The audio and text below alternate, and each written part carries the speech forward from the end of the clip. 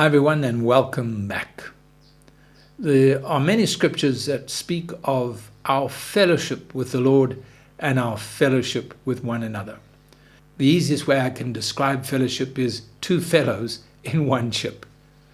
When two people are in a boat and they're going on a journey, and there are times when the water is calm and the wind is calm, and there are times when there are storms and there's a violence in the storms, the wind and the rain and all the different things that come their way in turbulence.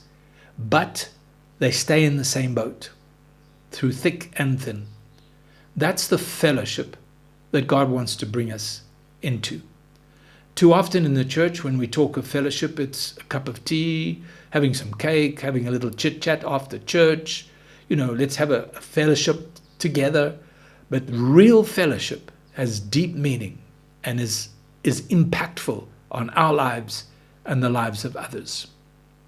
So this word fellowship comes from the Greek koinonia, and it literally means, it describes the unity of the Spirit that comes from Christians who have shared beliefs, shared convictions, and shared behaviors. In other words, everything about us, we're similar in our faith and our understanding, and there's an acceptance of one another, a knowledge of the work of God in each other's lives, and it brings that place of fellowship. That's deep, that's meaningful, that is powerful. And you see, it's fellowship that will help us to stay in faith. It's fellowship that will help us to go through the difficult times. God never intended you or I to walk alone.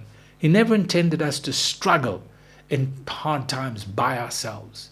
But we need to be in fellowship with like-hearted, like-minded people that will be a source of strength to us. When we're going through troubles, they can strengthen us. And when they're going through troubles, we are there for them. Ezekiel 37, where that wonderful vision that the prophet had when he sees all of these loose bones coming together and being knit together as one body. And Paul takes that further in his writings in Ephesians, where he talks about all these joints coming together, each joint supplying the other, knitted fitly together. That's the fellowship that God wants to bring.